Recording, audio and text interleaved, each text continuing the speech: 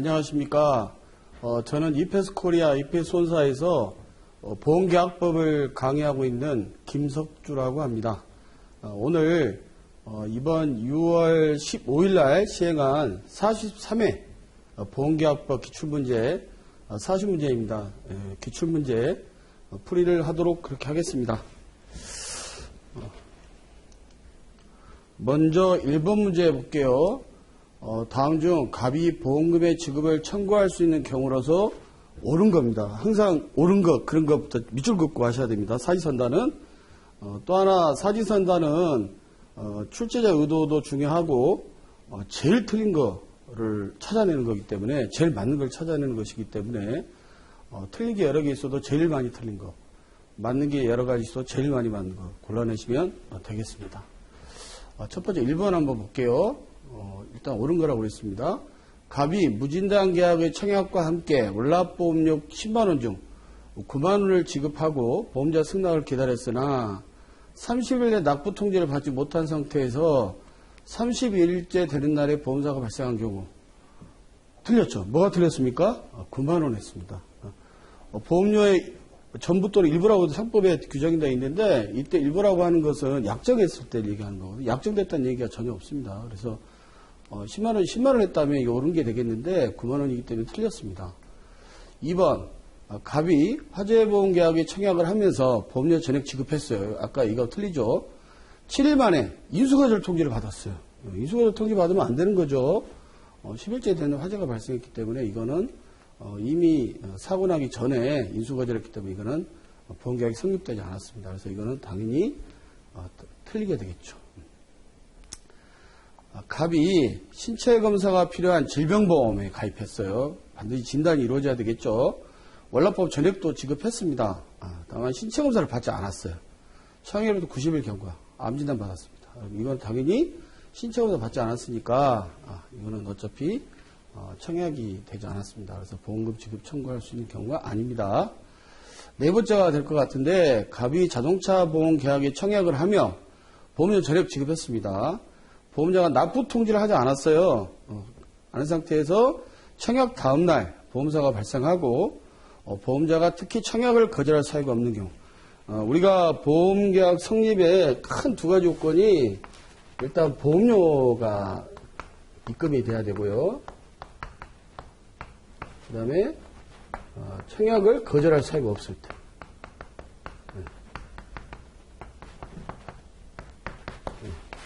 이 두 가지 요건을 필요로 합니다. 그래서 4번이 보험금을 지급할 수 있는 경우로 4번이 답이 되겠네요. 예.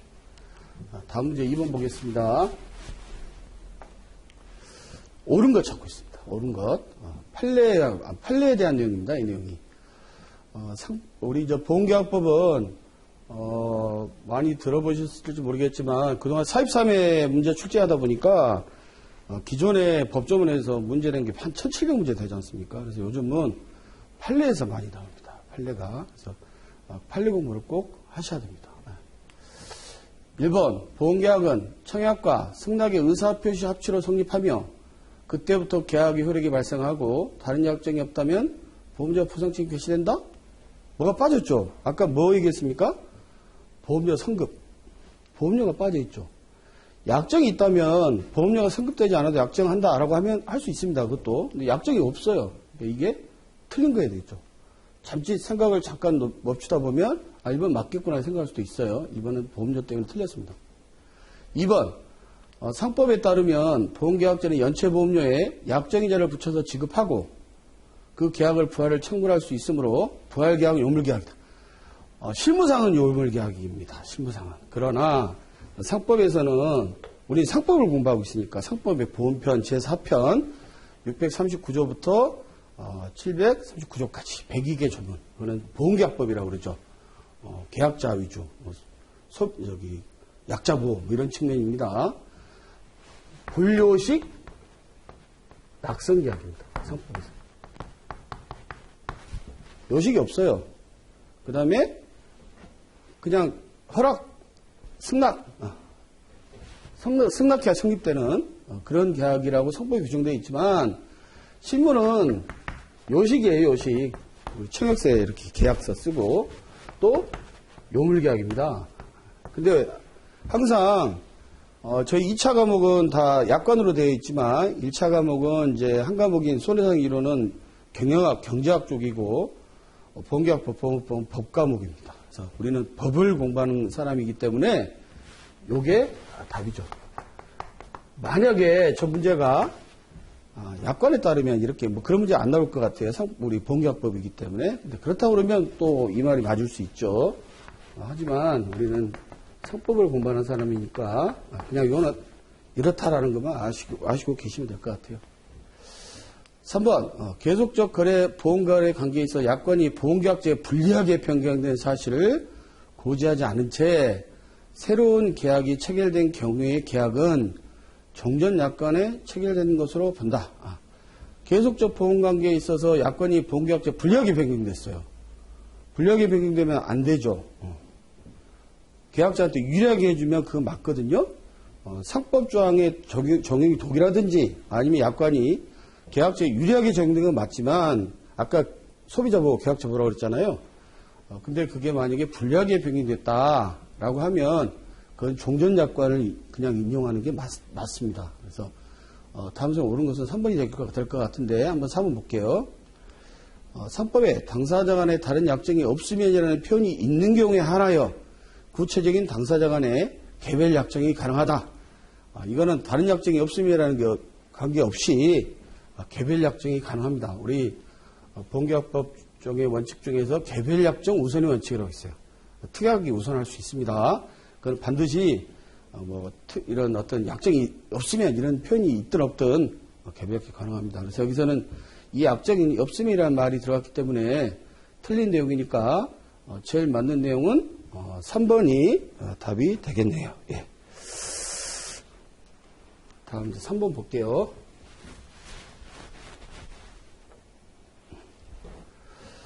상법상 약관의 중요한 사항에 대한 명시 설명과 면제되는 경우가 아닌 것은 이게 어렵죠. 그냥 결국 그 얘기 아닙니까?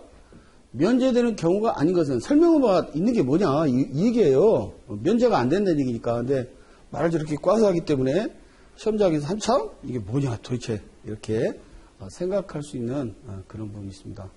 시험은 틀리게 하려고 하는 거죠. 60점 이상 합격자만 선택하기 때문에 많이 걸러내기 위해서 틀리게 하기 위해서 이런 함정들을 많이 펴놓고 있습니다. 결국은 약관상 중요 사항에 대해서 명시 설명 의무가 있는 게 뭐냐 이 얘기입니다.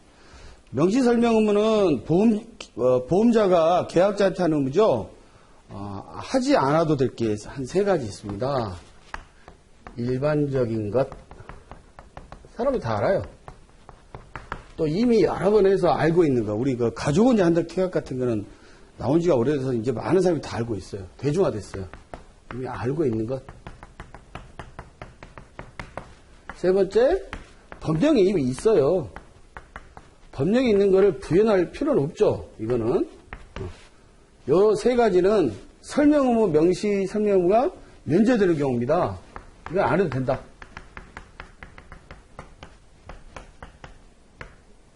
사항, 그러면 한번 이거 보고, 이게 다 판례에 의한 내용인데, 이거에 맞는지 한번 보겠습니다. 자동차 보험계약의 보험계약자가 해당 약관상 주운전자의 나이나 보험 경력 등에 따라 범위가 달라진 사실을 잘 알고 있는 것. 이거 한 20년 전에 있었던 제도입니다. 지금 없어졌는데, 주운전자가 나이가 많냐, 적냐에 따라서 보험료가 차등화되는 겁니다. 이건 일반적으로 생각해도, 젊은 사람은 아무래도 혈기 왕성하기 때문에 사고 날 확률이 높으니까 보험료가 비쌀 것이고, 나이가 있는 사람은 아무래도 나이가 있으니까 운전을 세게 하지는 않겠죠. 이거 다 알 것 같아요. 그러니까 이거는 알고 있다. 일반적인 거라고 생각하면 됩니다. 설명 안 해도 되는 거죠. 보험계약자 또는 피보험자가 보험금 청구권에 관한 서류 또는 증거를 위조 변조. 우리 위조 변조하면 범죄라는 거 다 알잖아요. 청구권이 성실되겠죠, 당연히. 이건 다 알 것이라 생각합니다. 이 2가지 1번, 2번 해당될 거예요. 3번, 보험가입 후 피보험자가 이륜자동차를 사용하게 된 경우에 보험계약자 또는 피보험자가 지체 없이 이를 보험자에게 알림하게 있다는 약관 조항. 이걸 일단 넘어갈게요, 한번. 3번, 상법 726조. 상법에 법령에 규정된 거죠? 자동차 양도인이나 보험계약상의 권리 의무를 승계를 풀어서 규정한 약관정. 이거는 법령에 있는 거기 때문에 설명하지 않아도 되겠죠.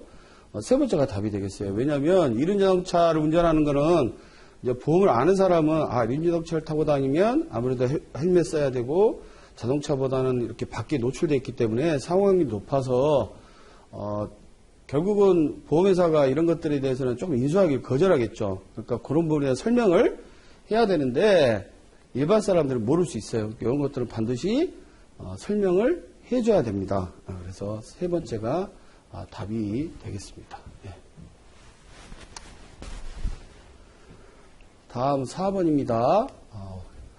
입증 책임이 나왔습니다. 상법사 보험금 청구권자, 그러니까 보험계약자나 뭐 피해자가 될 수, 배상 책임 피해자가 될 수 있겠죠. 보험금 청구권자. 입증 책임의 경우에는 여러분들이 이걸 다 외울 수가 없어요. 우리가 머리가 기억력 한계가 있기 때문에 입증 책임은 누가 거하냐?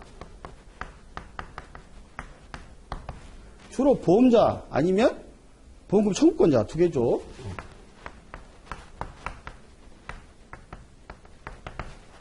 이제 보험금 청구권자는 방금 말씀드렸지만 계약자나 피해자가 되겠습니다. 예.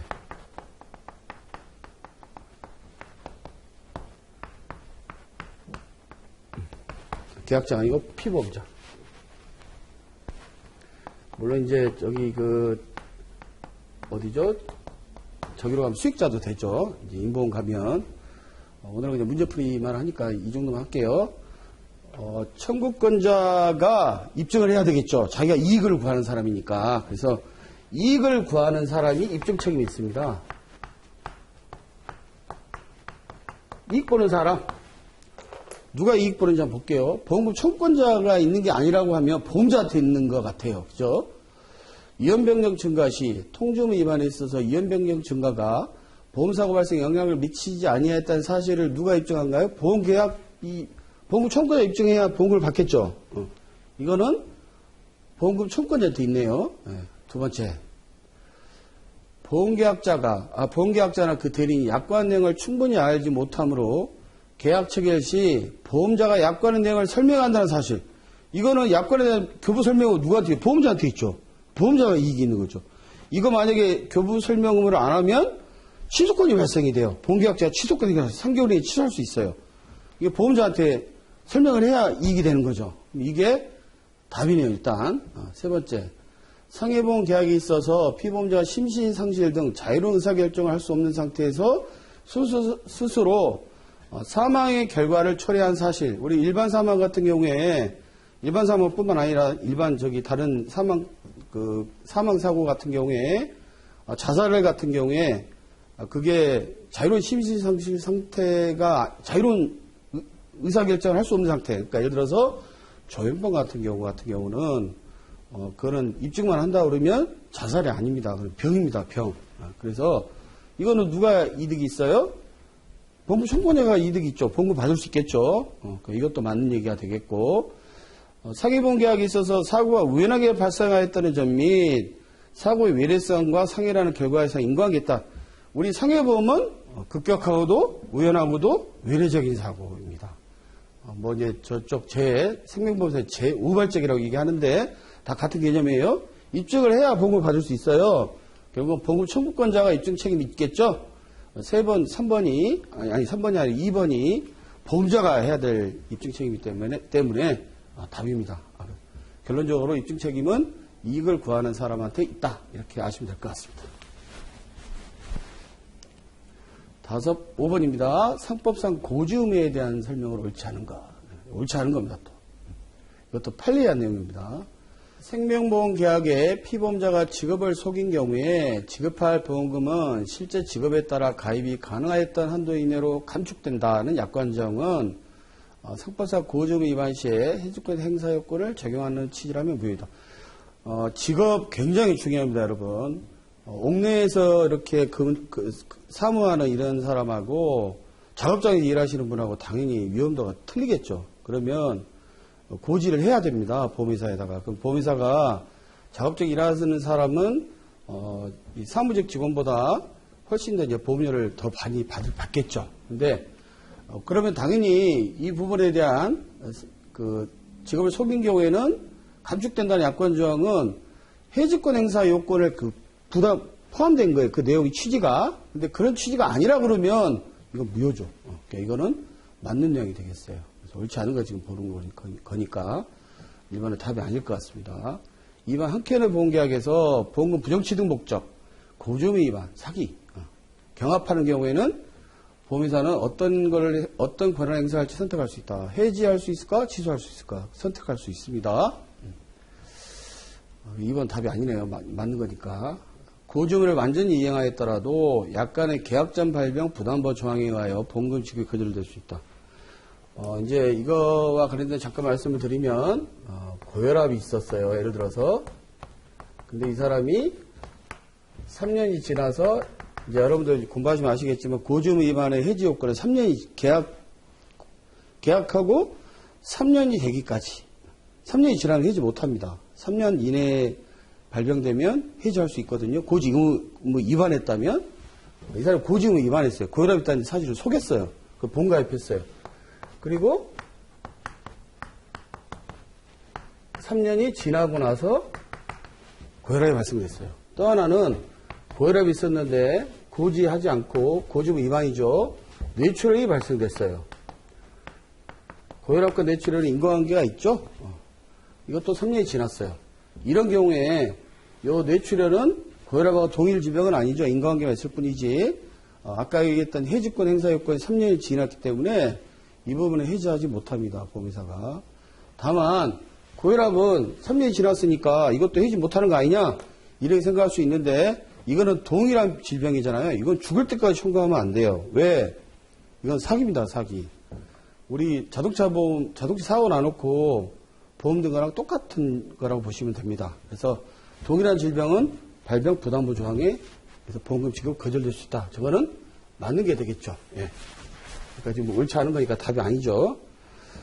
네 번째가 틀린 방인데 냉동 창고 건물을 화재보험에 가입시킬 당시 보험의 목적 건물이 완성되지 않아서 잔여 공사를 계속한다는 사실은 고지할 필요가 없다.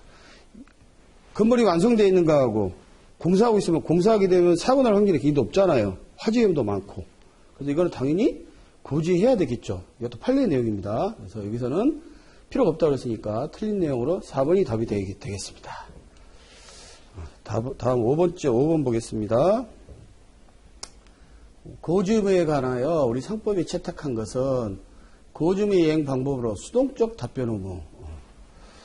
고지의무의 수동화라는 게 있습니다. 수동화는 청약서에 있는 내용이 중요한 내용이기 때문에, 중요한 사항이기 때문에, 그 부분만 답변하고 내가 탐지 의무, 나중에 이제 수업 들으면 아시겠지만, 묻자는 게 다 찾아서 해야 될 의미는 없다. 이렇게 생각할 수 있는데, 가장 큰 요건이, 주관적 요건, 객관적 요건이 있어요.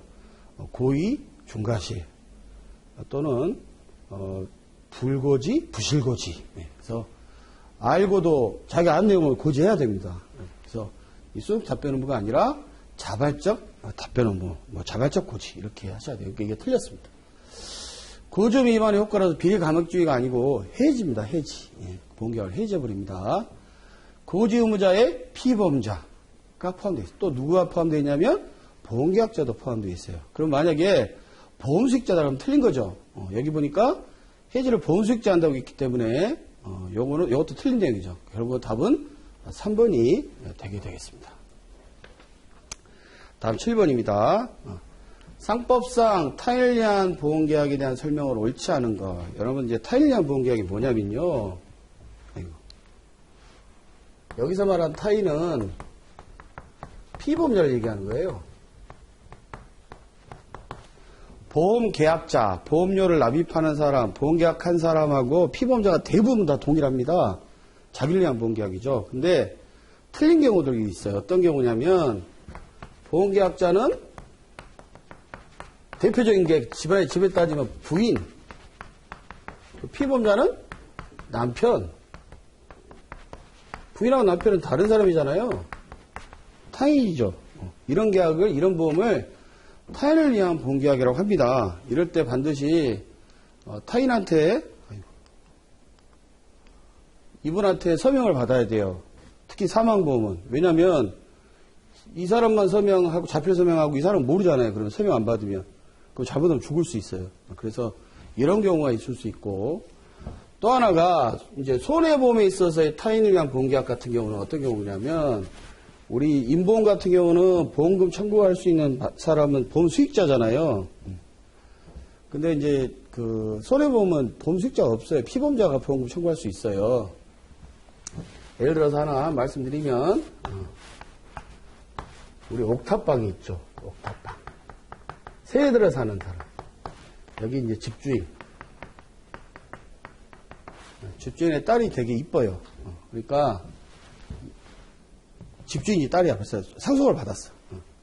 여기 있는 새해 들어 사는 청년이 이 사람을 위해서 보험을 들었어요.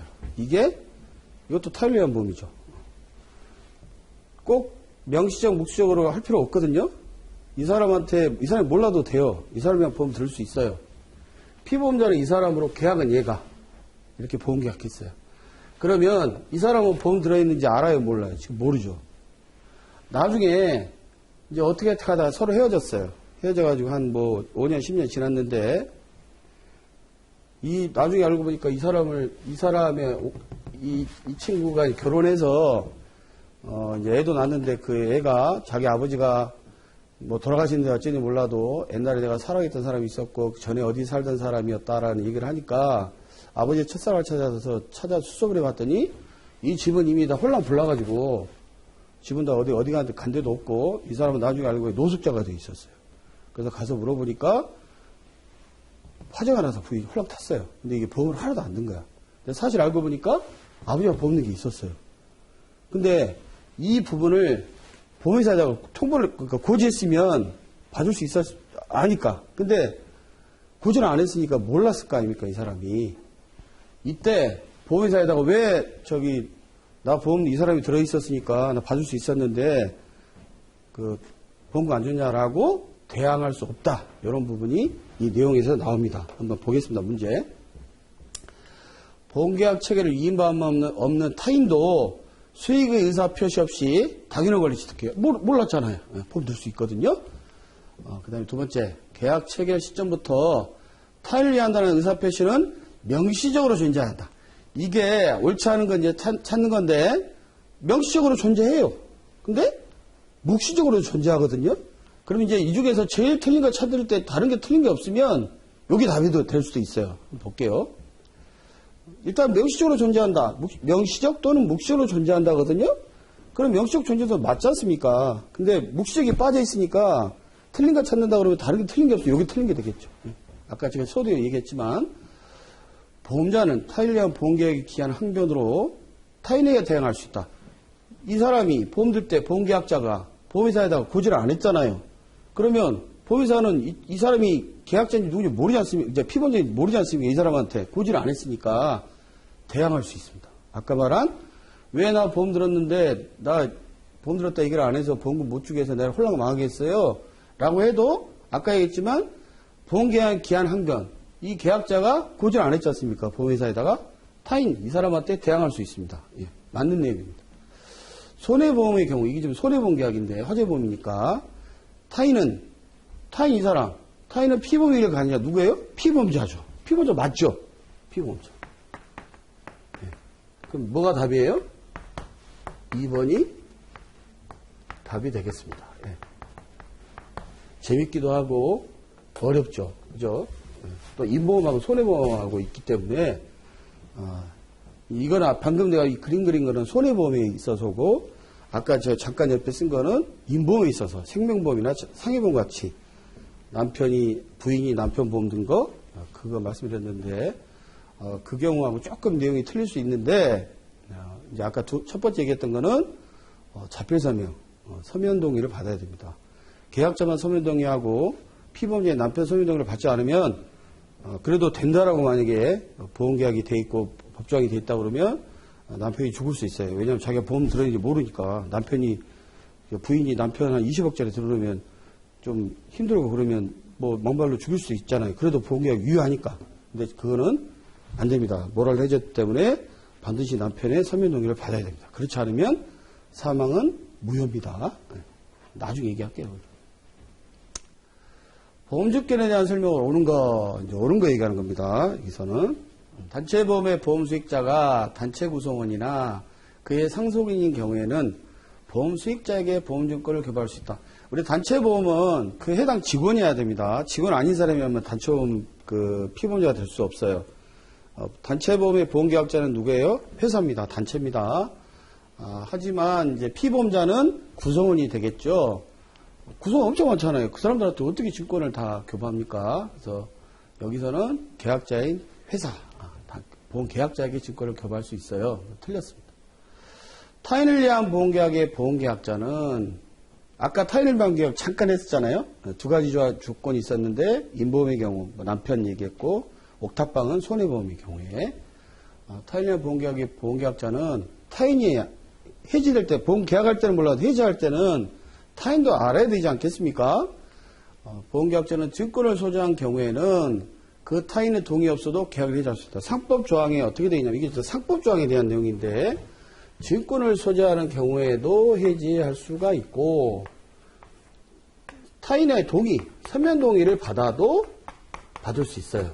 이거는 또는으로 되어 있습니다. 그래서 둘 중에 하나만 있으면 해지할 수 있어요. 이렇게 네가 알아라 이거지. 타인이 계약자 애가 해지한다 이거를 알고 있어야 이 사람도 해지된 거 알아야 될 거 아니겠습니까? 그래서 증권 소지한 경우나 서면 동의. 그러니까 여기서는 증권 소지했다 그러면 당연히 해지할 수 있겠죠. 이게 엔드면 몰라도 엔드면 둘 다 해야 되는데 엔드가 아니니까. 그래서 요게 답이 되겠네요. 3번 적합보험은 완전 유가증권이면 완전 이런 것들은 대부분 그게 답이 될 수 있어요. 상법에 의한 해상보험증권의 기재사항을 모두 기재해야 한다. 적합보험증권은 이제 선화증권 같은 경우에는 유가증권이긴 하지만 일반증권 성격도 있거든요. 그러니까 완전히 틀렸어요 이게. 그러니까 이건 틀린 거고. 약관상 이익기간 1개월로 되어 있는데 경과하면 보험증권 기재도 확정되므로 명백한 오기에 대해서 이해할 수 없다. 보험계약이 만약에 그 다음에 갱신되거나 했을 경우에 추가되는 경우에 증권은 사실 어떻게 보면 아무것도 아니라고 보면 돼요. 그냥 보험계약이 증거로서밖에 효력이 없거든요. 거기다 그냥 고쳐서도 됩니다. 오기해도 되고 이제 오기에서 기재를 고쳐서 써도 된다라고 이것도 상법에 나와 있는 규정입니다. 그래서 여기서는 없다고 했으니까 틀렸죠. 그러니까 여기 2번이 옳은 것으로 답이 되겠네요. 2번. 그 다음에 다음 이제 9번 보겠습니다. 9번.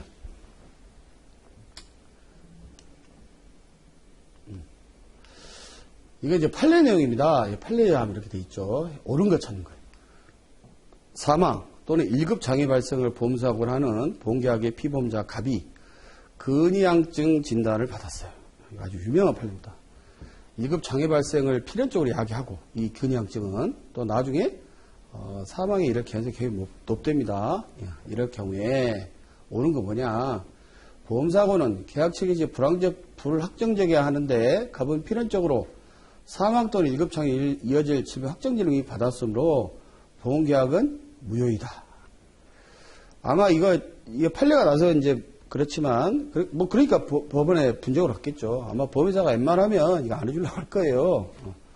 결론적으로 말씀드리면 근이양증은 어떤 장애 병명이지 않습니까? 장애 발생 병명에 대한 장애나 상해는 무효가 맞습니다. 하지만 근이양증 걸려 사망에 이를 가능성도 있겠지만 꼭 사망하지는 않거든요. 그러니까 사망은 유효하다 이렇게 판결이 난 거예요. 그래서 이거는 저희가 수업 시간에 그 전에 이제 한번 나왔으니까 이 답이 안 나오겠지만 근이양증 사망 유효, 근이양증 상해나 장애로 나오면 무효 이렇게 애우라고 많이 얘기했었어요. 그러니까 이거는 보험계약은 무효가 아니겠죠. 그러니까 이거는 틀린 거죠. 아까 사망은 유효, 장애나 상해가 무효이기 때문에 그냥 전부 다 무효라고 했으니까 이거는 아니겠죠. 갑은 자신의 병에 알았으나 보험자가 피보험자 질병사를 알지 못하였다면 보험사의 주관적 불확정으로 소급급인데 잘못됐네요. 소급법이 이게 아니에요. 약정 우리 출항 같은 거 나중에 이제 하겠지만 서로 둘이 배가 출항했는데 보험계약은 그 뒤에 했어요. 이때 보험계약이 됐지만 소급해서 하겠다. 소급해서 인정하겠다는 약정이 있으면 대부분 이제 보험료가 납입되는 경우가 많지만 보험료가 납입되지 않다 하더라도 약정한다면 가능하다라는 게 소급법이에요. 이 내용하고 틀려요. 이 내용은 소급법의 내용이 아닙니다. 틀렸어요. 보험계약 체결 시에 보험사고 그 자체가 발생한 것은 아니기 때문에 보험계약은 유효하고 고지만 아까 얘기했잖아요. 사망했거든요. 그 판례가 보험사고 발생한 게 아니죠. 아까 얘기했던 대로.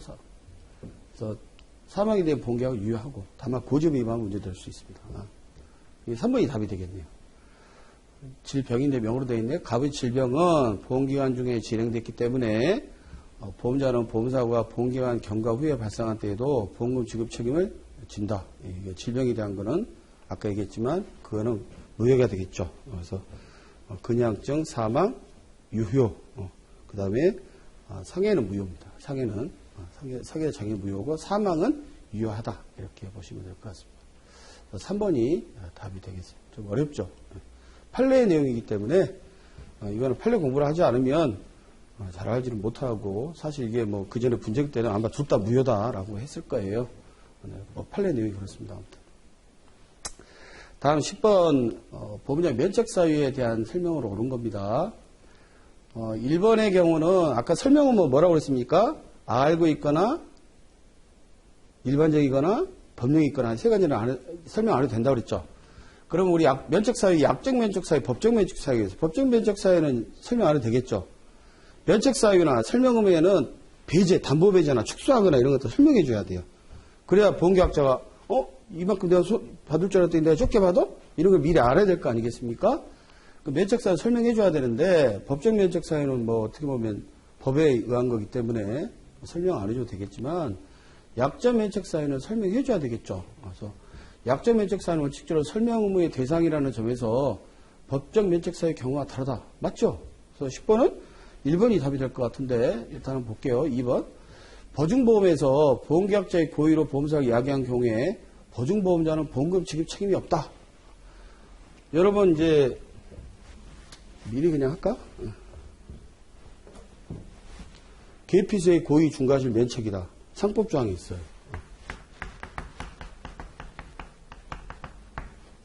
면책 조항. 일단 우리 상법, 일반 상법조항. 그 다음에 배상책임. 상법조항입니다. 손해보험 중 재물보험인데 일단 손해보험, 일반 손해보험, 배상책임보험, 그 다음에 보증보험, 또 인보험, 고의, 그 다음에 중과실. 일반 손해보험의 경우에 있어서는 계피서의 고의 중과실 면책입니다. 면책. 배상책임은 고의는 면책인데 중과실은 보상해줘요. 보증보험은 둘 다 보상해줍니다. 인보험은 왜? 아까 자유로운 의사결정이 기인하는 거, 약관상 면책, 약관상 부처하는 경우가 있어요. 고의라 하더라도. 그래서 무조건 다 면책되는 것이 아니에요. 그래서 이 보증보험에서는 둘 다 부책이죠. 왜 그럴까요? 보증보험회사, 그 다음에 계약자. 나중에 보증보험 하면 공부하시겠지만, 피보험자. 보험금 받는 사람, 피보험자 누구예요? 은행이죠. 은행은 채권자죠. 계약자는 채무자. 이 사람이 돈 빌리는데 은행에서 보증보험까지 거기 돈 납입하는 거기다 보증보험료까지 내게 해요. 이 사람이 계약자예요. 그러면 보증보험자가 어떨 때 보험금 줍니까? 얘가 꼬박꼬박 월 얼마씩 원금하고 이자가 되든 이자만 내서 나중에 몇 년 거치로 갚든 돈을 내면 다행인데 그 이행은 의무로 이행하지 않았어요. 보험금이 납입이 안 된 거야, 막말로. 1년에 갚으라고 했는데 안 갚았어.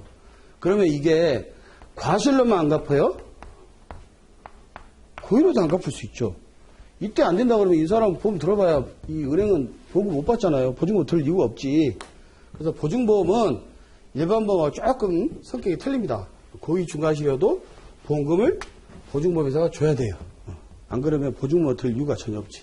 그리고 나중에 구상하게 되겠지만 어찌됐든 고의 중과실도 그래서 보험금을 주는 걸로 면책사항이 없는 거죠. 그래서 이거는 어떻게 될까요? 보증보험에서 보험계약자의 고의로 보험사가 야기한 경우에 보증보험자 보험 책임이 없다. 틀렸죠? 네, 틀렸습니다. 고의사고 면책을 규정한 상법장은 보험자 악용을 막기 위한 것으로 여기까지 맞는 얘기인데 절대 강경자 같으면 이게 안 되죠. 그죠? 틀렸습니다. 손해보험 약관에서 고의사고 면책만 규정한 경우에도 고의사고 면책 손해보험에서 보험자는 상법의 고의 중과실 면책 조항을 들어 중과실 사고라는 이유로 면책을 주장할 수 있다. 이거는 어떻게 돼요? 보험회사한테 유리한 거죠. 원래 상법에 따른 약관은 계약자한테 유리하게 해석하면 그건 유효한 거예요. 다만 조항을 벗어나면 안 돼요. 그래서 이 내용은 잠깐 머리 생각을 해보셔야 되는데 약관에서 면책을 규정했어요. 근데 보험자는 상법의 고의 중과실 면책자 조항을 들어서 이런 경우 약관에서 준다고 돼 있는데 면책을 주장할 수 없지. 왜냐하면 약관이 계약자한테 유리하게 돼 있는데 보험회사가 면책 이거 상법조항을 하겠습니다라고 하면 안 되는 거죠. 그래서 이건 틀린 내용이 되겠습니다. 그래서 이거는 좀 4번 지문은 생각을 좀 해야 되는 그런 문제가 되겠어요. 그래서 1번이 답이 되겠습니다. 다음 11번 가겠습니다. 이거 또 뒤에 나오니까 그때는 안 쓸게요. 11번 다음 설명 중 옳은 거 찾는 문제. 이것도 편리한 내용입니다. 당사자 간에 보험금의 보험금 약정기간이 있는 경우에는 그 기간이 경과한 다음 날로부터 소멸시효가 진행된다. 맞는 것 같아요? 약간 틀린 것 같죠? 어떤 내용이냐면 여러분 보시게 되면 이거는 보험금 약정기간까지 보험금을 줘야 되는데 10일 이내에 줘야 된다 이런 규정이 있어요. 지급하지 않았으면 지연이자 더 줘라 이거지 소멸시효가 진행되는 건 아닙니다. 이건 틀렸어요. 이거 끝나고 나서 바로 다음 마지막 문제 한번 할게요. 그 문제랑 비슷하니까 40번 문제하고 그래서 이건 틀린 겁니다. 소멸시효가 진행된 게 아니라 약정 지연이자를 더 주면 된다라는 조항이에요. 그래서 이거 틀렸습니다. 보험자가 보험금 지급 청구권자 청구에 대해서 보험금 지급청이 없다고 그러니까 원래 지급청이 있었어요. 잘못 알려줬어. 고의든 중과실이든 간에. 사실상의 장애가 소멸할 때로 시효기간이 진행한다. 이거 권리남용이라고 그럽니다. 권리남용. 소멸시효가 진행 안 됩니다. 잘못 알려준 거잖아요. 그래서 계약자가 청구할 수 있는 권리를 박탈해버렸죠. 그러니까 진행한다고 해서 틀렸습니다. 보험사고 발생 여부가 분명하지 아니해서 보험금 청구권자가 과실 없이 보험사고의 발생을 알 수 없었어. 이미 발생은 됐는데 몰랐어. 알 수 없었는데 그 청구를 할 수가 없잖아요. 그때는 보험사고 발생을 알았거나 알 수 있었던 때로 소멸시효가 진행한다. 이게 이제 판례 내용입니다. 그래서 이게 3번이 맞는 내용이 되겠습니다. 몰랐으니까 알고 나서 청구 안 했다면 그거는 권리에 잠자고 있는 부활 가치가 없다라는 게 소멸시효 취지거든요. 이거는 알지도 못하는데 어떻게 청구하겠어요? 그러니까 이게 맞는 내용이 되겠죠. 알았을 때 해야 된다. 책임보험에서 약관이 달리 정한 경우가 아니라면 피보험자가 제3자로부터 손해배상 청구를 받은 시점에서 보험금 청구권은 소멸시효가 진행한다. 이거 아까 여기 정답이 틀린 답이 되겠죠. 그럼 어떤 게 맞냐? 한번 여러분 40번 문제 볼래요? 40번 문제가 비슷한 문제가 있습니다. 한참 가야 되겠다. 40번에 책임보험에 대한 게 나와 있어요. 그러니까 이거 딱 한번 쭉 보면 11번하고 40번하고 이렇게 연계했으면 답 찾아낼 수 있어요. 책임보험에서는 뭐라고 되어 있냐면 아까 그 청구할 시점이 아니라 보험금 청구 행사할 수 있는 데부터 진행합니다. 변제, 승인, 화해, 법률상 손배 책임이 생기고 변제, 승인, 화해 또는 재판의 번급대에서 확정됨으로써 보험금 청구 행사할 때부터 진행합니다. 이게 맞는 답이에요. 그래서 아까 얘기했던 11번 문제는 그 네 번째는 틀린 내용이 되겠죠. 청구할 때라고 그랬으니까. 이왕한 김에 요거 또 할게요. 그러면 40번 문제도. 옳지 않은 겁니다. 틀린 겁니다. 아까 이건 맞다고 그랬죠. 보험금 지급에 관하여 약정기간이 없는 경우에는 보험사고 발생을 통해, 아까랑 비슷한 문제입니다. 직접 지급할 금액을 정하고, 정한이라면 10일 이내에 보험금을 지급한다 그러면 소멸시효가 진행된 게 아니라 뭐라고 했습니까? 아까? 약정이 져준다고 그랬죠. 그러니까 이게 틀렸죠. 이게 1번이 답이네, 이거는. 그 다음에 2번은, 이게 이 내용이 똑같이 그대로 지우지도 않았는데 똑같네. 보험자의 보험금 청구 소멸시효 주장이 신해성실의 원칙에 반하거나 권리남용. 잘 못 알려줬어요. 보험회사가. 그래서 그것 때문에 청구를 안 한 거예요. 보험자가. 그래서 소멸시효가 진행됐다. 이거는 권리남용이다. 이건 맞는 내용이 되겠죠. 3번. 요거 맞는 내용. 요게 그 맞는 내용이 되겠네요. 이게 틀렸으니까. 이거는 지연의자니까 1번은.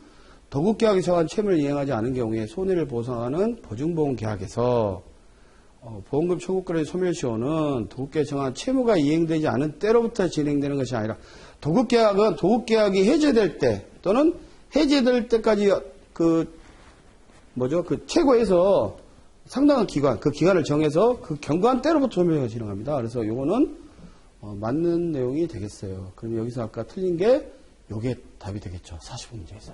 아까 그 11번 문제하고 유사해서 같이 풀어봤습니다.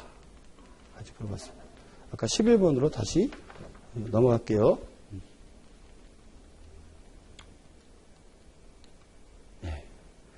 11번 할까? 그래서 요게 옳은 것은, 요거는, 틀린 내용이 되겠죠? 그래서, 아까 요것도 틀린 내용이고, 또 요것도 지급책이 없다고 잘못하게 사실상의 소멸할 때부터 한다. 그래서 11번 문제는 아까 얘기했던 대로 세 번째, 3번이 답이 되겠죠. 이거는 권리남용이라고 그랬으니까 알 수 있었을 때로부터 한다고 했으니까. 다음 문제 12번째. 미경과 보험료에 대해서 하겠습니다. 미경과 보험료 해지환급금이라고 보시면 돼요. 보험계약이 해지되면 보험료 그동안에 나왔던 우리 그 약관 대출을 받을 수 있는 금액. 그 해지환급금입니다. 청구할 수 없는 경우, 보험사고 발생 전에 보험계약자에 의한 계약 일부 해지 시에 당사자 간에 다른 약정이 없는 경우에 이때 청구할 수 있어요. 해지했으니까. 그래서 이거는 없는 경우니까 일단 있습니다. 보험사고 발생 전에 보험료 지급 지체를 이유로 여러분들 이제 공부하시면 이제 아시겠지만 최초 보험료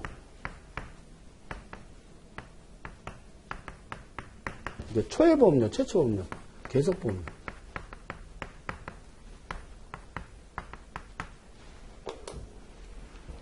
보험 용어 자체가 보험료 지급 지체 그러면 최초 보험계약할 때 보험료가 냈냐 안 냈냐를 표현할 때 쓰는 표현이 지급 지체입니다. 이 계속 보험료 때가 아니고. 그래서 이거는 이 보험료가 입금이 안 됐어요 지금 최초 보험료가.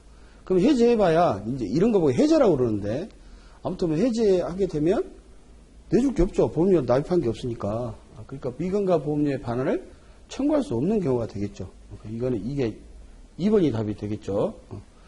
보험자가 파산 선고 받았어요. 파산 선고 받게 되면 어차피 보험자가 파산했기 때문에 보험 넣어봐야 소용이 없겠죠.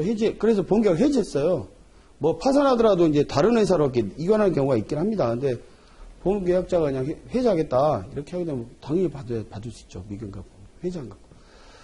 네 번째, 보험자가 보험계약 체계로 위헌 변경 증가 통지를 받고 이를 위해 보험계약 해지하게 되면 위헌 변경 증가 통지는 해지하는 경우도 있고 보험료 더 받게 해줄 수도 있고 증액하거나 해줄 수도 있지만 만약 해지했다 이 경우에는 아까 말한 대로 해지환급금을 줘야 됩니다. 다음 13번 보험료 미지급. 옳지 않은 거 얘기하는 겁니다. 다른 약정이 없는 한 계약 체계로 보험료의 전부 또는 제1회 보험료의 지급 없이 2개월이 경과하면 그 보험계약은 해제된 것으로 보기 때문에 보험자는 별도로 의사표시, 아까 말한 대로 최초 보험료 얘기하는 거예요. 최초 보험료. 그때는 뭐 의사표시 할 필요 없고 이거 보고 형성권이라고 그럽니다. 형성권 반대는 계약이에요. 우리 그 보험계약은 청약과 승낙이죠. 승낙이 이루어져야 되는데 형성권은 그냥 일반적으로 통보하면 돼. 통보. 너랑 헤어져! 이렇게 통보하면 돼요. 물론 뭐 그것도 허락을 받는지 모르겠지만, 아무튼. 그래서 여기는 이게 옳은 게 되게, 옳은 거니까 답이 아니네요. 특정한 타인을 향한 보험 경우에 보험계약자가, 아까 타인 뭐 얘기했죠. 옥탑방도 얘기하고, 또 저기, 부인이 남편 보험든 거, 이런 게 타인을 위한 보험인데, 타인을 위한 보험의 경우에 보험계약자가 보험료의 지급을 지체한 때에는 보험자는 타인하기도 아까 해지해야 된다고 그랬죠. 기간을 정해서 보험료의 지급을 체결하고가 아니면 계약 해지하지 못한다. 타인이 해지하는 거 알아야 되잖아요. 그래서 이것도 맞는 게 되겠어요. 해지하지 못합니다. 체고해야 됩니다. 계속보험료가 약정한 시기에 지급되지 아니한 때에는 보험자는 상당한 기간을 정해서 보험계약자에 체고하고 그 기간 내에 지급되지 아니한 때는 계약해 주십시오. 이 경우는 과거에는 자동실효약관이라고 일정 기간 지나면 통지하지 않고 그냥 자동 실효하는 걸로 했었어요. 근데 상법에는 최고 해지하라고 돼 있는데 최고하라고 돼 있는데 그게 상법보다 더 불리하게 돼 있어서 자동 실효약관은 무효다라는 대법원 판례가 나왔었고 그 위에 나왔던 게 최고 납입 최고 해지 예고부 납입 최고를 해야 된다. 그러니까 예를 들면 우리 계속보험료 같은 경우에 지금 얘기하는 건데 최초 보험료가 아니고 요때 1회 보험료 냈고 요때 2회 보험료 내야 될 차례인데 요때 보험료가 납입이 안 되면 과거에는 일정 기간 지나면 그냥 자동 실효 이렇게 실효시켜 버렸어요. 계약자는 알지도 못하고. 그런데 지금은 이 사람한테 당신 언제까지 보험료 납입하지 않으면 납입 응당이 다음 날부터 실효됩니다. 라고 통지해야 되고 그 통지가 도달돼야만 할 수 있다라는 해지예고부 납입 최고를 바뀌었습니다. 그래서 이 내용은 맞는 내용이 되겠어요. 그 다음에 다 맞는 내용이니까 네 번째가 틀린 것 같은데 일회 보험료 불지급 아까 최초 보험 얘기할 때 아예 보험료가 들어오지 않은 거죠. 보험료가 해제되는 경우 아예 그냥 소급해서 무효되는 겁니다. 해제 전에 발생한 보험사고에 대해서 보험금을 지급하는 약정은 무효다. 뭐예요? 약정할 수 있다는 게 소급보험 얘기할 수 있죠. 아까 소급보험 얘기했죠. 그 경우에는 보험료가 납입되지 않아도 서로 약정하면 가능합니다. 그래서 이 약정은 무효다라고 있기 때문에 여기서 유효다. 틀렸다. 교체하는 것은 13번에 4번이 되겠습니다. 다음은 14번 이제 전자서명에 대해서 나왔어요. 이거 최초 문제입니다. 요즘 이제 일일이 가서 만나서 하는 것도 있지만 전자문서로 태블릿 PC라든지 이런 걸로 전자서명하는 경우들도 있죠. 그래서 보게 되면 보험금 지급 사유, 보험 금액, 보험 수익자 신원, 보험 기간들이 적혀 있죠. 그렇지 않은 거네. 전자서명하기 전에 전화할 사람을 직접 만나서 전화를 하는 사람이 보험계약에 통해하는 본인을 확인한 본인 인증 같은 거 다 확인하죠. 본인 확인해야 되겠죠. 딴 사람이면 안 되니까. 전자문서 및 전자서명 이조 변조 확인해야 되겠죠. 당연히. 그럼 요게 틀린 것 같은데 전자문서에 전자서명을 한 후에 전자서명을 한 사람이 보험가액에 동의한 본인을 확인할 수 있도록 공인전자서명 여기까지 맞았어요. 금융위원장이 고시였고 금융위원장이 아니고 과학기술정보통신부 장관이 공인정 기관으로 지정한 사람 그 사람이 해야 됩니다. 금융위원장이 아니고 그래서 14번에는 4번이 답이 되겠어요. 다음 이제 15번에 약관대출 관련된 내용인데 옳은 거 얘기하는 겁니다. 여기서 옳은 거 얘기하는 건데 약관대출은 아까 얘기했던 미경과 범위 내지는 해지환급금 범위 내에서 받을 수 있다고 얘기했어요. 대출은 보험계약자가 낸 지급보험 약계획이 아니라고 그랬죠. 뭐라고 했어요? 해지환급금 범위 내에서 실행될 수 있다. 그 다음에 현행 생명보험 표준약관 약관대출은 상법 규정을 그대로 준용한 것이다. 준용한 것이다. 저 틀렸습니다. 약관대출의 법적 성질은 소비대차가 아니라 장차 지급할 보험 성급으로 온다. 이게 판례 내용입니다. 소비대차라고 하는 것은 이제 통상 학설은 소비대차까지 포함해요. 소비대차이고 그 다음에 성급으로 봅니다. 학설인데 저희는 상법을 공부하는 사람이고 판례를 공부하는 사람이기 때문에 판례는 소비대차가 아니라 성급으로 봅니다. 그래서 이거는 옳은 겁니다. 일단 하나 있고요. 보험자 약관대출금 채권은 양도, 입질, 압류, 상기 대상이 아니라 압류나 추심 대상이 됩니다. 그래서 여기서는 한 개인 1번이 되겠습니다. 상법상 손해보험자가 보상할 손해에 관한 설명을 옳지 않은 거. 1번. 보험자가 보상할 손해액은 손해가 발생한 때와 곳에 가액해야 합니다. 이 상법조항이 있는 내용입니다. 손해가 발생한 때와 곳에 가액으로 한다. 보험계약 당사자 간에 약정이 있는 때에는 신품가액에 보험자가 보상할 손해액을 산정할 수, 약정하게 되면 약정할 수 있다고 그랬잖아요. 우리 신차보상 특약. 예를 들어서 자동차 보험 같은 경우에 처음에 1000만원짜리 보험을 가입했는데 이게 6개월이 지나면 자동차가 감가가 되겠죠? 900만원 떨어졌어요.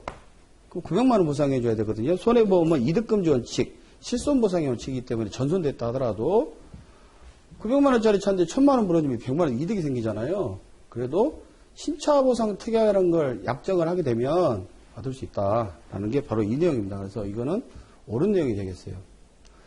보험사고로 인해 상실된 피보험자가 얻을 이익이나 보수는 보험자가 보상할 손해액에 산입한다. 일단 넘어갈게요.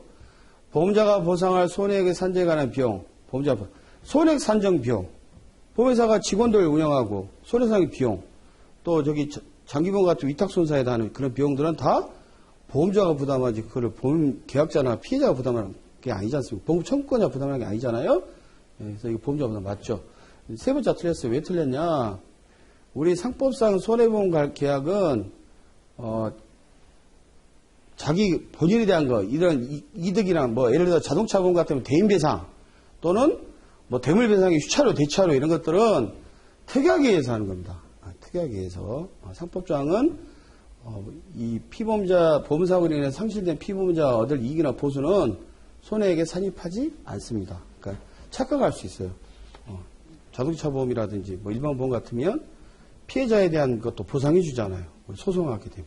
이런 것들은 다 상법에 의한 조항보다 특약에 의한 겁니다. 그래서 산입한다고 있기 때문에 이게 틀린 내용이 되겠습니다. 다음은 17번 보겠습니다.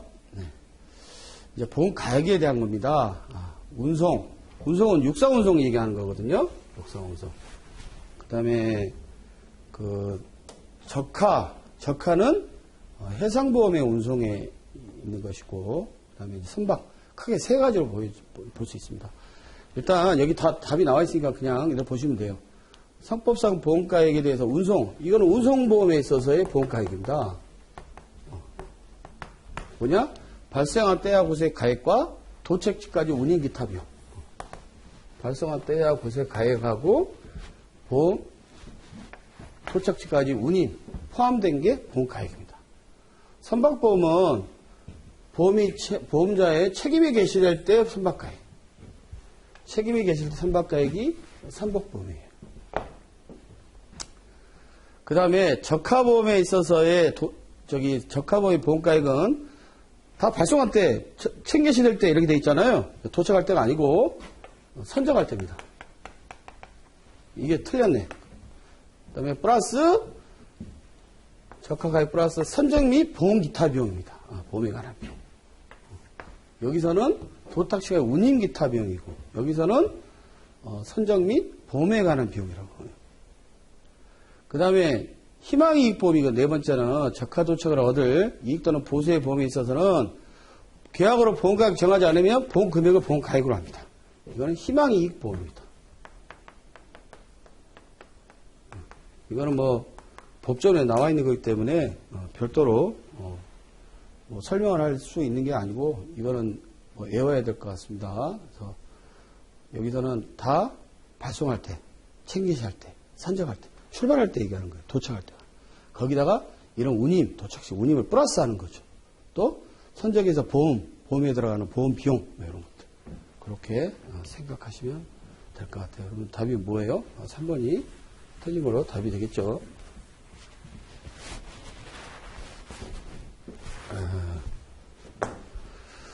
다음 18번 보겠습니다. 18번. 네. 우리 보험계약법은 그렇게 계산하는 문제가 별로 나오지 않습니다. 이제 여러분들 2차 공부하다 보면 다 계산 문제, 자동차, 의학이론 빼고는 뭐 자동차, 재산보험, 뭐 또 배상책임보험 다 계산하는 문제가 있는데 1차는 뭐 계산할 게 많지 않지만 손해상의로 계산할 문제가 있어요. 보험업법이나 보험계약법은 계산할 문제가 별로 없는데 보험계약법은 꼭 한 문제 정도 나와요. 일부 보험, 뭐 초과보험 이런 거 할 때 나옵니다. 이거는 자기가 소유한 보험가액이 1,000만 원, 이거 굳이 계산식 안 써도 되는데 한번 이게 써볼게요. 보험가액 1,000만 원인 도자기. 도자기가 1,000만 원짜리래요. 그러면 보험가액은 가액을 상품 가격을 위주로 하는 거니까 1,000만 원짜리 2,000만 원 되게 되면 초과보험 되겠죠. 1,000만 원짜리 500만 원 되면 일부 보험 되겠죠. 그 다음에 그냥 다 1,000만 원짜리 1,000만 원이면 전부 보험이 되겠어요. 어쨌든 이게 이제 보험 가액이라고 치자고요. 이게 보험 가액. 금액하고 틀리죠. 보험 금액은 내가 보험 가입한 금액, 보험 가입 금액을 줄여서 보험 금액으로 하는 거니까 이건 같이 도자기가 1,000만 원짜리니까 1,000만 원. 을보험사에 중복보험 들었네. 을보험에서 400만 원. 보험가액을 400만 원, 보험 금액이죠, 이거는. 보험가액은 1,000만 원짜리인데, 을보험사에 400만 원 보험 들었어요. 400만 원. 병보험사. 병보험사 600만 원 들었습니다. 정보험사 1,000만 원. 이것만 따지면 일부 보험인데, 이거는 전보험이지만, 아무튼 중복보험 들었습니다. 이렇게 2,000만 원을 들었어요. 그러면 1,000만 원의 실손해가 발생됐다, 전부. 그러면 이거 다 물어주면 2,000만 원 물어주면 어떻게 된다고요? 손해보험의 대원칙인 이득금지 원칙, 실손보상의 원칙에 어긋나죠. 그래서 이거는 1,000만 원 이내로 물어줘야 됩니다. 그러면 각각 어떻게 물어줘요? 이건 계산하기 편하게 하려고 2,000만 원이니까 반씩 물어줄 거 아니겠습니까? 그죠? 300만 원, 500만 원. 이게 답이에요.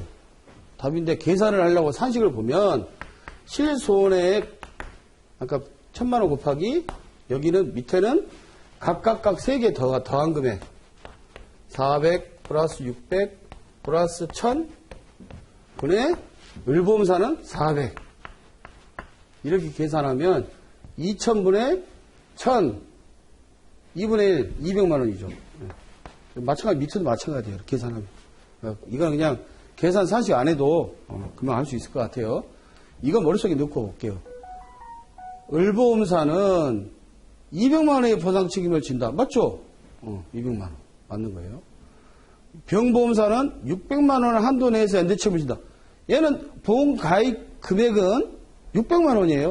뭐 어쨌든 보상은 300만 원 하겠지만 연대 책임할 때는 600만 원의 한도 내에서 하겠죠. 맞죠? 정보험회사는 500만 원 보상 책임이 지금 맞죠? 갑이 정보험사에 대한 보험 청구를 포기할 경우에는 이 사람이 갑이 지금 1,000만 원짜리 갑이 이 도자기 소유자잖아요. 갑이. 정보험사 나 청구 안 할게. 그러면 둘이가 1,000만 원 모르져야 되는 거 아니에요. 이때 여기 보게 되면 을보험사와 병보험회사는 각각 요거 줘야 된다.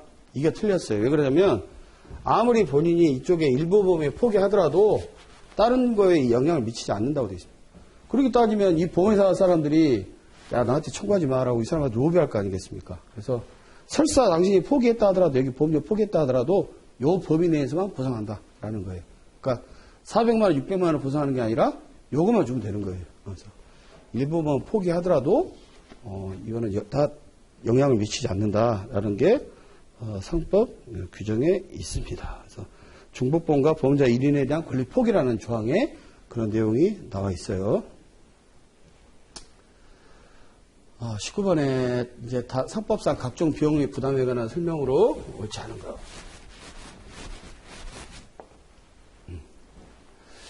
보험계약자가 보험자에 대해 보험증권 재개발을 청구한 경우에는 그 증권 작성의 비용은 보험계약자에 부담을 한다. 우리 당연히 자기가 뭐 멸실 훼손됐든지 잃어버렸든지 했을 거 아니겠습니까? 청구하게 되면 이 증권에 대한 재개부하는 비용은 보험계약자가 부담해야 되겠죠. 근데 실무상으로는 부담하는 경우 거의 없죠. 우리가 은행 통장할 때 은행 가서 달라고 하면 은행에서 얼마 내세요 안 하지 않습니까? 어떨 때 하냐? 유가증권일 때 하는 겁니다. 유가증권일 때 아까 뭐 선화증권 같은 경우라든지 그 해상보험 같은 경우에 일반 증권은 그냥 무료로 해줍니다. 근데 어찌됐든 비용은 보험계약자가 부담을 한다는 게 맞죠. 손해보험계약의 보험계약자 피보험자가 손해방지와 경감을 위하여 지출한 필요 또는 유의 같은 비용은 손해방지 경감 비용은 보험금액을 초과해도 보상해줘요. 전에 한번 고속도로에 이런 사고가 있었어요. 여기 트레일러가 유류탱크입니다. 유류탱크.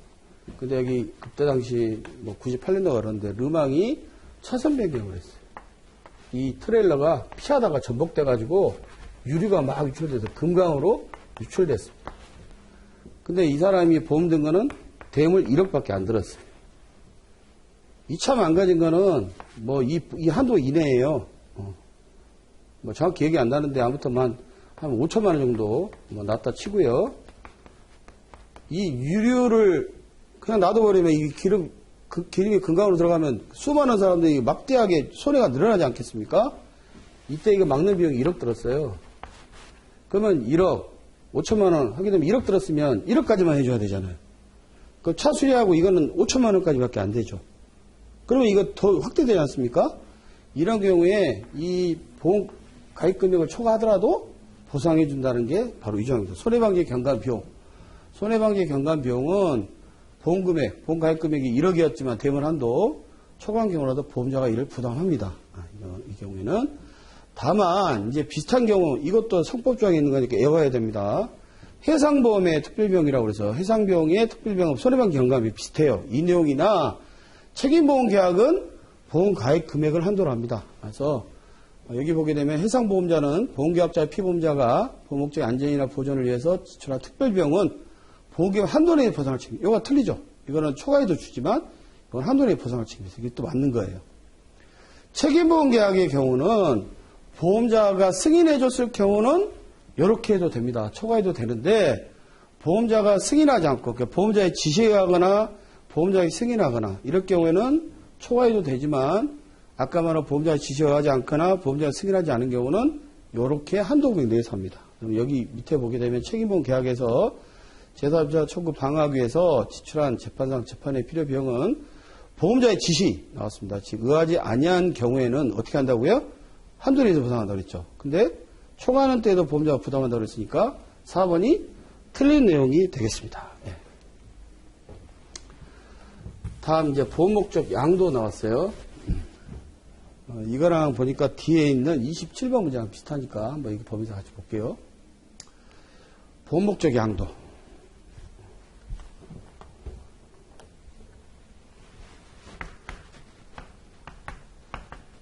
양도와 관련돼서는 보험 목적의 양도가 있고 자동차의 양도가 있어요. 자동차 양도와 선박 양도. 자동차 선박은 보험 목적 양도에 안 들어가요. 별도로 돼 있어요. 보험 목적 양도에서는 승계 추정한다. 알아야 될 내용이. 그 다음에 양도 사실을 지체 없이 통지해야 된다.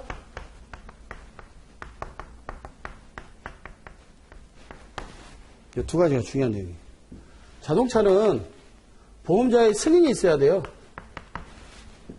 또 여기서는 지체 없이 통지할 필요는 없어요. 양도하더라도. 그게 이제 헷갈립니다. 지체 없이 승인해 줘야 돼요. 통지했을 때. 보험회사가 지체 없이. 양도 사실 통지하면 지체 없이 승인해 줘요. 여기는 지체 없이 양도했습니다라고 통지해야 되는 그게 있고. 선박은 동의해 주면 돼요. 그럼 여기서 승인 안 해주면 어떻게 됩니까? 이거는 보험 혜택을 못 받는 거죠. 양수인한테. 그 다음에 선박은 동의를 안 해주면 보험계약이 종료돼 버려요. 이런 것들이 문제가 막 헷갈리게 나옵니다. 20번 문제. 손해보험에서 피보험자가 보험 목적을 양도한 때에는 양수인은 보험계약세 권리 의무를 승계한다. 여러분 승계한다라고 하는 표현은 뭐예요? 이거는 추정이 아니죠. 간주 내지는 의제. 추정하고 틀려요. 간주는 A는 B다. A와 B와 똑같아. 근데 추정은 A는 B라고 했는데 일단은 B로 볼게. 하지만 다른 반증이 있으면 A는 B가 아니야. 그러니까 굉장히 좀 약하죠. 이거는 굉장히 강한 긍정이고. 그래서 추정을 완전히 바꿀 수 있는 게 추정입니다. 근데 승계한다라고 했기 때문에 승계 추정이라고 그랬지 않습니까? 이게 틀렸죠. 손해보험에서 피보험자가 보험목적 양도한 경우에 양도했던 양수인은 지체 없이 통지해야 된다고 그랬잖아요. 예, 이건 맞죠. 이게 만약에 자동차 보험에서 뭐 했다라고 하면, 자동차 보험에서 이렇게 하면 틀린 얘기죠. 선박을 보험에 붙인 경우에는 보험 목적인 선박을 양도할 때 선박 동의해야 된다 그랬죠. 양도할 때는 종료한다 그랬죠. 근데 어떨 때는 종료하지 않아요. 동의했을 때는 종료 안 하죠. 맞죠. 자동차 보험에서 피보험자가 보험기간 중에 자동차를 양도한 때에는 양수인은 보험자의 승낙을 얻은 경우에 하나, 승인, 승낙, 같은 표현입니다. 승계합니다. 승낙도 맞는 내용이에요. 또 이렇게 하면 또 승낙은 아니가 생각할 수 있으니까. 그러면 27번 문제 한번 다시 보겠습니다. 27번도 비슷한 문제예요. 이게. 딱 보면서, 이것도 같은 내용이네? 라고 해서 했으면 할 수 있죠. 옳지 않은 것 따지는 겁니다. 자동차 양도입니다. 이번에는 자동차 양도. 요거. 피보험자가 보험기간 중에 자동차 양도한 때에는 양수인은 보험자의 승낙을 얻은 경우에 한해서 승계한다. 맞죠? 옳지 않은 거니까. 피보험자가 보험기간 중에 자동차를 양도한 때에는 양수인은 보험자에게 지체 없이 양수를 통지해야 된다. 이게 보험 목적의 양도는 지체 없이 통지해야 되지만 자동차는 지체 없이 통지 안 해도 돼요. 뭐만 하면 되냐? 보험자가 지체 없이 승인해야 돼요. 요거. 보험자가 양수인으로부터 양수를 통지받을 때는 지체 없이 납부 통지해야 돼요. 요게 틀린 얘기 되죠. 아까 그 문제가 꽈놨죠. 이런 거 나오면 이제 제대로 공부 안 하면 헷갈리는 겁니다. 객관식은 1번인데 2번이 썼으면 100% 틀린 거잖아요. 주관식 여러분이 2차 공부 이제 하시게 되겠지만 2차 공부는 하다못해 소설이라도 쓰면 그래도 가상에서 몇 점이라도 주지만 객관식은 정답 아니면 그냥 빵 떨어지는 겁니다. 보험자가 양수인으로부터 양수하지를 통지받은 날로부터 10일 이내에 납부 통지가 없을 때는 승낙 의제라고 얘기합니다. 아까 승낙 간주와 똑같이 10일입니다. 의제 기간이 10일이니까 맞는 내용이죠. 그래서 아까 말한 대로 이 부분이 17번에는 2번이 답이 되겠어요.